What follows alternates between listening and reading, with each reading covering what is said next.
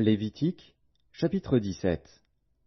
L'Éternel parla à Moïse, et dit, Parle à Aaron et à ses fils, et à tous les enfants d'Israël, et tu leur diras, Voici ce que l'Éternel a ordonné.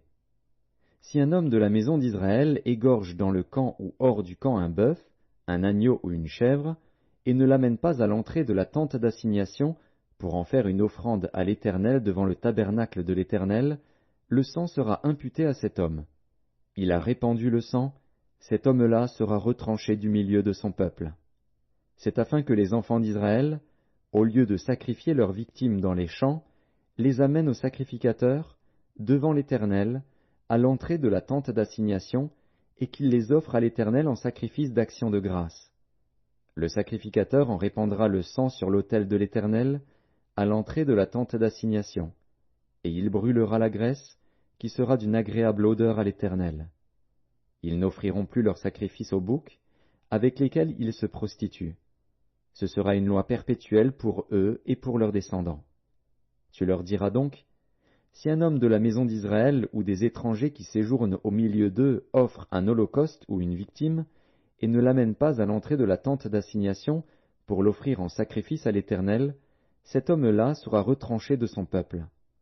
Si un homme de la maison d'Israël ou des étrangers qui séjournent au milieu d'eux mange du sang d'une espèce quelconque, je tournerai ma face contre celui qui mange le sang, et je le retrancherai du milieu de son peuple. Car l'âme de la chair est dans le sang. Je vous l'ai donné sur l'autel, afin qu'il servît d'expiation pour vos âmes, car c'est par l'âme que le sang fait l'expiation. C'est pourquoi j'ai dit aux enfants d'Israël, Personne d'entre vous ne mangera du sang, et l'étranger qui séjourne au milieu de vous ne mangera pas du sang. Si quelqu'un des enfants d'Israël ou des étrangers qui séjournent au milieu d'eux prend à la chasse un animal ou un oiseau qui se mange, il en versera le sang et le couvrira de poussière. Car l'âme de toute chair, c'est son sang qui est en elle. C'est pourquoi j'ai dit aux enfants d'Israël, Vous ne mangerez le sang d'aucune chair, car l'âme de toute chair, c'est son sang.